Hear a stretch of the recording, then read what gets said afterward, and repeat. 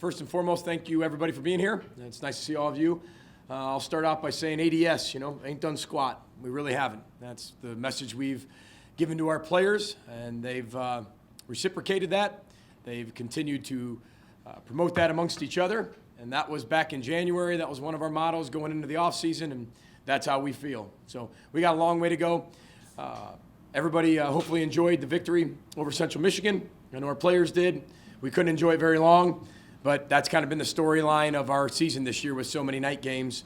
We're not able to enjoy them very long, but when we do have those 3-4 hours to enjoy them, we enjoy them. It was a wonderful win for the university, wonderful win for the community, wonderful win for, obviously, our football program moving in the right direction.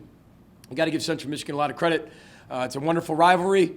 That stadium with 30,500 was packed. It was a hostile environment, and I thought our players had some adversity early. We were able to respond, and they showed what they're truly made of as the game continued to go. I thought they showed extreme poise and being able to handle any situation, not let circumstance dictate their behavior. A lot of great individual performances, obviously bringing the cannon back to Western Michigan. We're very proud of that for the third straight year. It was gone for about 28 hours, brought it right back to where it belongs, and I'm very proud that our alum and past, present, and future Broncos can enjoy that trophy another year before we put it back up for competition again. So it was a wonderful victory for us, but again, Al, it was one victory. We were 1-0 in the Chippewa season. We are now back to 0-0. We've reset everything, reset new vision for the week. Our players have attacked it, had an outstanding day of practice today, a lot of energy, but incredibly physical and very passionate practice. So again, I'm proud of the Tuesday practice, which doesn't promise you anything, just gives you a better opportunity and a better chance. So with that, I'll open up for questions. Coach, what's the latest on the health of Jamari Mogan? Do you expect him to be able to go? Yeah, he was out at practice today. He was very limited today. Did okay in the things that we were putting him in, but we're going to wait a little bit longer to kind of make a determination on him. But he looked good. I mean, he looked better than I thought he would. So we'll see. But he's a tough kid, and if he can play, he's going to play. So there you go on him. How about Carrington Thompson? Yeah, Carrington Thompson, Sam Beal, they'll be in the game. They'll be playing. They're going through a lot of their protocol right now, what they have to be able to do. So they did light activity today. We'll get them back into some swing of things Wednesday and Thursday, and I see them being ready to go on Saturday. And you look at Northern Illinois 1-4. That can be misleading, obviously. Yeah, Nick. Yeah. You guys look at 1-4. I look at 1-0. That's all I see. Because if you compare it to us last year, 1-3, we were 1-3 coming out of non-conference. And then we, ended up 7-5, then 8-5 at the end of the year, and I had a share of the MAC West title. So that means nothing at all. Same thing with 1-3, 0-4, 4-0. That doesn't matter. Both teams are 1-0 in the conference, looking to go 1-0 again in the Western Michigan season, in the Northern Illinois season, and I know that's the focus of both teams. Coach, I know that Central Michigan, Northern Illinois, Western, all the MAC teams recruit this region and a lot of the same kids. I know from talking with the Central Michigan media that there was a lot of recruits on campus in Mount Pleasant this past weekend. With that being said, if you're recruiting the same kids, do you think that kind of, for those kids to be watching that kind of game, that might have backfired against Central? A lot of those kids might be thinking, hey, we want to go to Western Michigan. I'll be honest with you. I'll be honest with you, Al. Only the kids that value winning, which, if that's what you value, I necessarily don't want you. I want you to value the process of winning. I want, that goes back to even 1-11. I mean, we had an incredible recruiting class of kids that were bought into our culture at 0-8. We weren't winning, but they saw winners within our program. They saw winning people. They saw winning recruiting. They saw winning facilities. And they saw the whole process of that building. And so that's how I kind of answer that question. I think people make way too much of, hey, you beat that kid, you beat that team, they're going to come to your school. You beat them. I think that's all hogwash. I really do.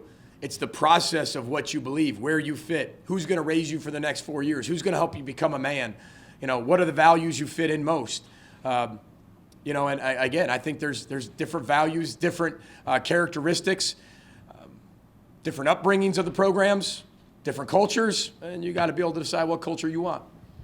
Coach, how do you maintain the balance of ain't done squat with, recognizing being ranked for the first time in program history? Yeah, one thing we're got to change our best first and foremost. That sets the standard first and foremost. Understanding we haven't done anything yet, but I will say this: we celebrate things. I mean, darn right we celebrate things. I went in on Sunday and I told them they were ranked in the top 25. Players went nuts. We patted ourselves on the back, literally. We gave thumbs up and we went like this back to each other, so that way we at least see thumbs up to us. We went like this to our heads. We went like this to the sides of each other. We even told the guy next year, elite job, elite job. We got all the praise out of the way. And now we said, that's enough praise that you need. Now we're going to move on because that's all that matters. But again, we want to make sure that everything we accomplish in this program is important. 1 in 11 was important. This was important. But it doesn't define who we are. It doesn't define our process. It's just it's the next right thing in terms of our development as a culture and a process. That's all it means. But we got to recognize that just as much as you recognize the failing. You got to recognize that part, and I think we were able to do that. But again, our players are so far so far from the top 25 in terms of their own minds right now. They're just focused on becoming 1-0 and being the best team we can possibly be Saturday night at 6:30. Coach, you had an illustrious career at Northern Illinois. Had an opportunity, That's perhaps, debatable. to be eventually maybe the head coach there. But you're not. You're here. Can you talk about a little bit about whether or not this game has any special significance for you because it's Northern Illinois? Are you feeling okay today, Al?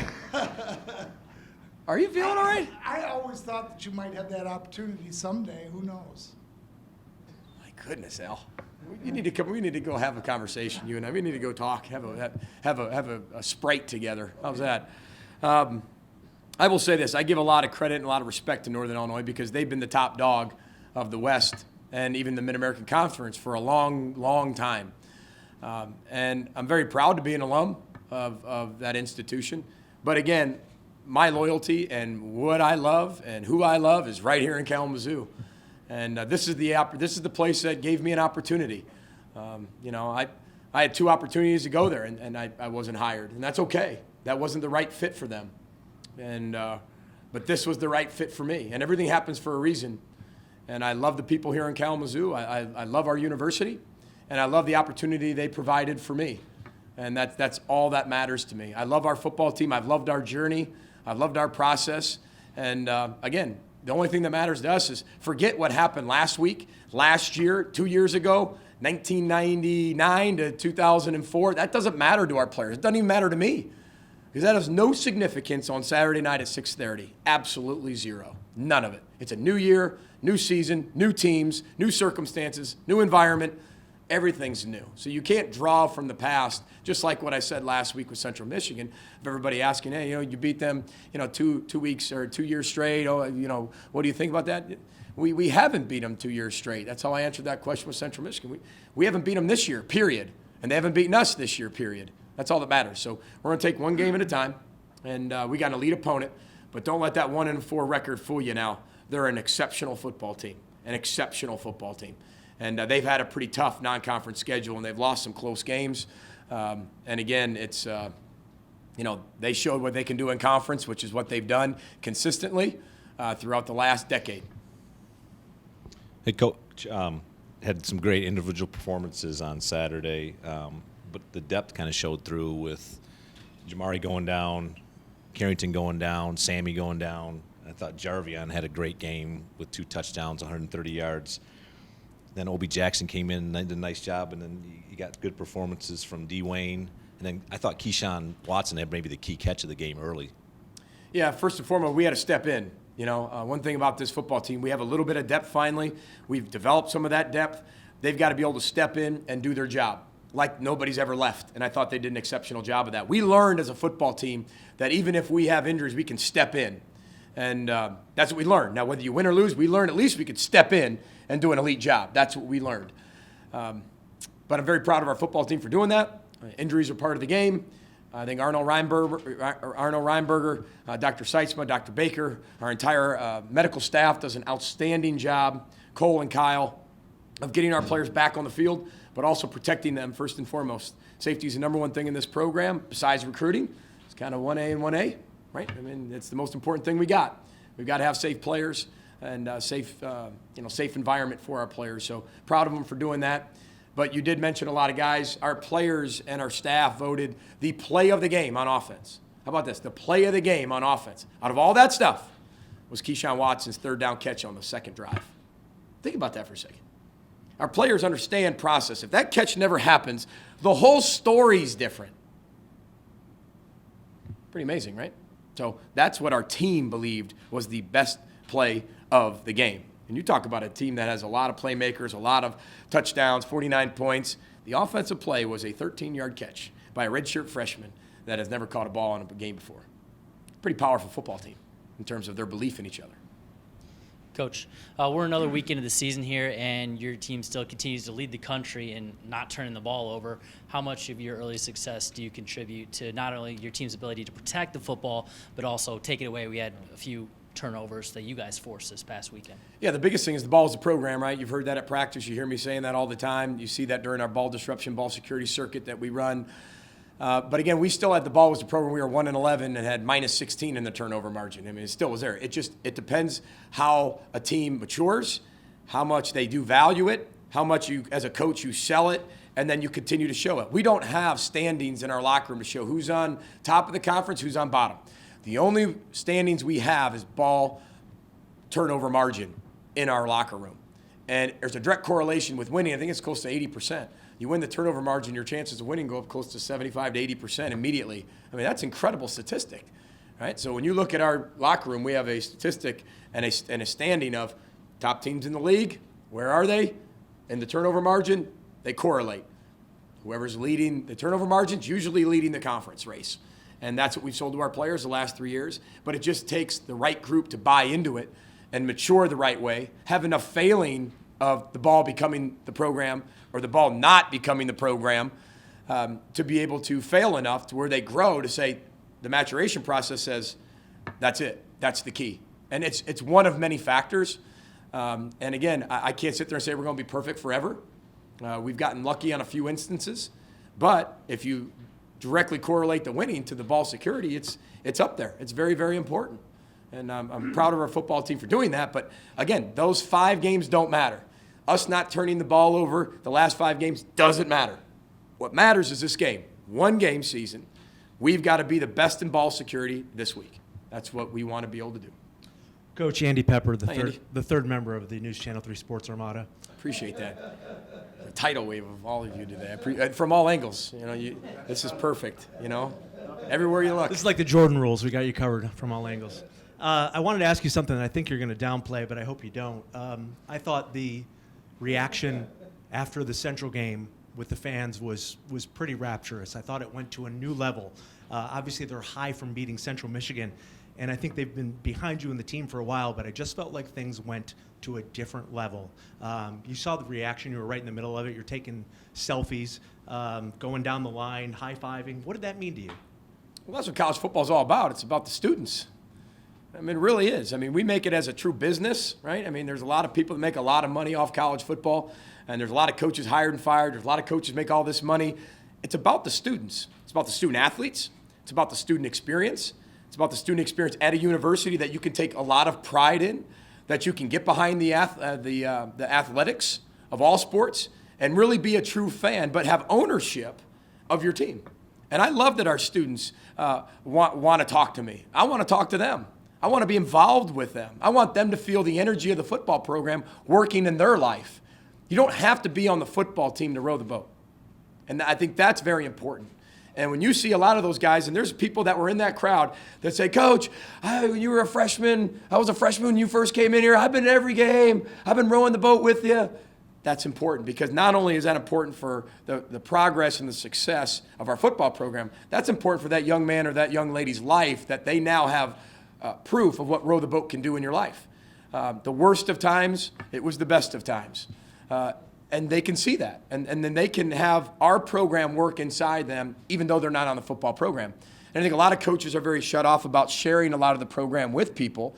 I'm an open book. I'll share everything with from our program to you guys. And I have over the course of the last 3.5 years. And I'll continue to do that. But it's not just for you. It's for our community. It's for the young people in Bronson Hospital. It's for our student body. It's for our university administration. It's for our faculty. It's for everybody involved in Bronco Nation or who wants to be involved in Bronco Nation or whoever wants to be able to have something help change their life. And that is why I'm here. That's why I'm an educator. That's why I'm a teacher. And that's what the energy was. I think it was part of the process. And a lot of those people that were there had been around the last few years. I've recognized a lot of them. And that's special. That is special. And I want our university to be proud. We've never been a top 25 team ever in the history of this program, 109 years. Be proud of that. From faculty to administration to Dr. Dunn to Kathy Beauregard, from Jan Vanderclay to our student body. You have a top 25 football program. But you can't just assume it's always going to be there. You've got to appreciate that. That's a very special moment. And I want people to celebrate that. Now, our job is to move on. But I want people from the people that are going to come here to Western Michigan that are not athletes say, I'm going to a top 25 athletics program university. That's what I want to go to. And you don't have to go to the SEC, Big 12, or Big 10 to do that. You can do it right here. And I think that's very special for everybody to know that this is an elite institution with an elite athletics program, and we're only growing higher. But again, you got to cherish those moments too, because sometimes when expectations get in the way, you start to lose a little bit of the appreciation for different things. And like I said, that's why we celebrate with our team. That's why I celebrate with our students. Don't lose those special, priceless moments and memories. Don't lose those. Capture them. In today's age, we'd rather capture it on video than experience it. We'd rather be holding our phone out, looking at it through a phone, than actually looking through it with our eyes and experience those feelings. And that's why I was up with the crowd. That's why our players are up in the crowd. That's why I want them to be able to touch it, feel it, taste it, smell it, experience it. So, long answer to your question. I hope I didn't disappoint you. I didn't shy away from it. On the other end of that, Coach, with the top 25 ranking and big wins comes new fans. You know, a couple weeks ago, you said, hey, people could go to Michigan game, go to Michigan State game, and come on down to Kalamazoo. Now that your team is ranked, you feel that you will be drawing new fans and new eyes to the program that might not have known about it. Yeah, let's go back to our past. I said, I don't want people to be a fan of our program because of wins. We didn't have many fans year one. I mean, not many, meaning probably zero, according to the emails I got. But I will say that learning from our past and going forward, the winning should never define how many fans we have. I want fans to be fired up and want to be a part of our program because we do it a little bit different. We have a different way of doing it. And we don't try to be different. We're just us. And if that happens to be different and real, cool. We're not perfect. We're just us. And I want fans to be fans of that, the process. But again, anybody we can draw in to help change their life, not just for winning. If you want to be a fan of Western Michigan, you got to enjoy the process. You've got to understand the process, be a fan of the process. We are more about life than we are truly about football. It's amazing, but it's carried over into the football part. But we have more lessons in our program about life than we do lessons in football. And I think that's very important as you learn. If you want to be a fan of Western Michigan, you better love to row the boat, and you better love the process.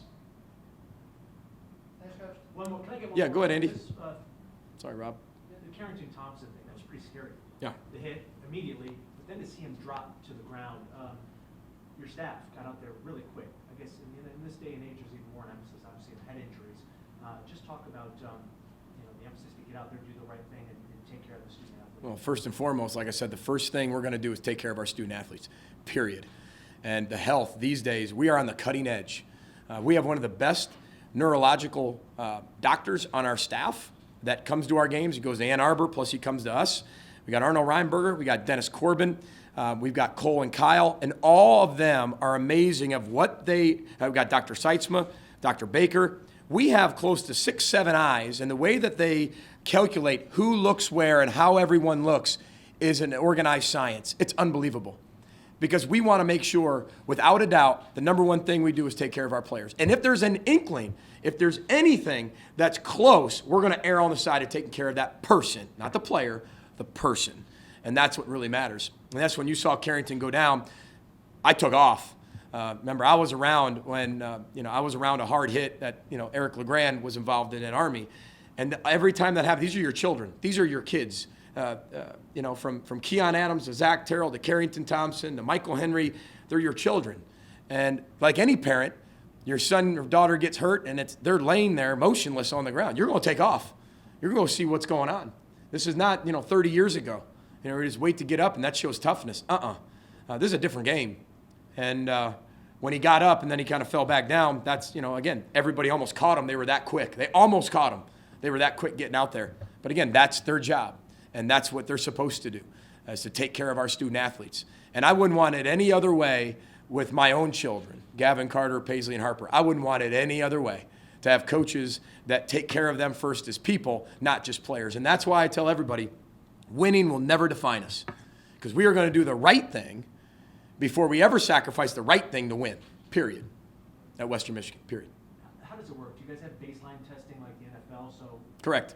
Yeah, baseline standard testing for all athletes, in terms of that. And then obviously they have tests as they continue to go through and how well they do and from the baseline. And there's other tests they do. I mean, we're very blessed and we're very fortunate, to have the team we have. And they do an outstanding job, and I'm very proud of them. You got it. Row the boat.